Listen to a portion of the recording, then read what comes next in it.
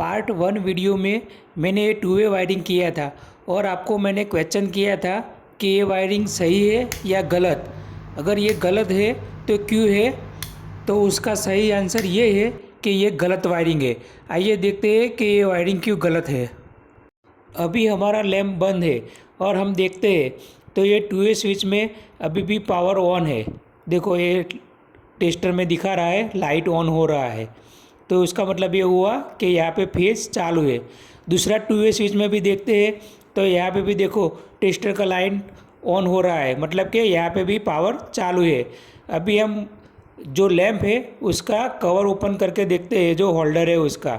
तो देखो वो होल्डर ओपन हो गया। अभी उसमें भी हम टेस्टर लगा के देखेंगे तो देखो इसमें भी पावर आ रही है, टेस्टर में लाइट ऑन हो रही है। दूसरे वायर में भी देखते हैं तो वहाँ पे भी टेस्टर में लाइट ऑन हो रही है। उसका मतलब कि लैंप बंद है तो भी दोनों वायर में पावर चालू रहती है, तो ये गलत है। यहाँ पे एक्सीडेंट हो सकता है, करंट लग सकता है, इसके लिए ये वायरिंग को हमने गलत बोला था। तो आइए हम सही तरीके से टू वे वायरिंग करते हैं। तो देखो सही तरीका टू वे वायरिंग का जो ये डायग्राम में दिखाया गया है वो है, उसमें क्या होगा, सप्लाई के फेज को पहली टू वे के कॉमन में दिया है और दूसरी टू वे के कॉमन में से लैंप में दिया है, और लैंप का जो आउटपुट है वो डायरेक्ट न्यूट्रल को दिया है। इस तरीके से टू वे वायरिंग किया है।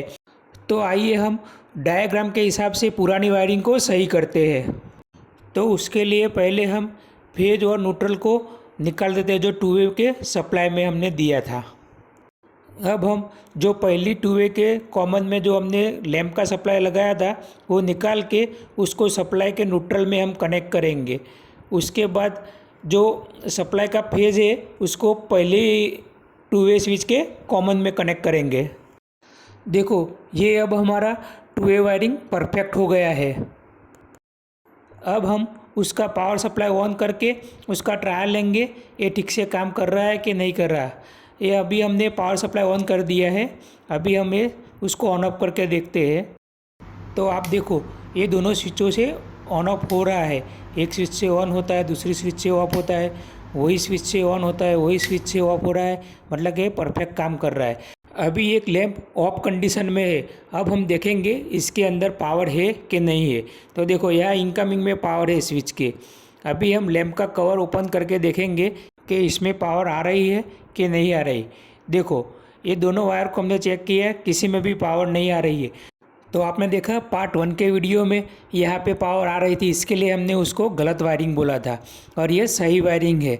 तो अगर आपको ये जानकारी अच्छी लगी है तो वीडियो को लाइक और चैनल को सब्सक्राइब कीजिए। थैंक यू, धन्यवाद, जय हिंद, जय भारत।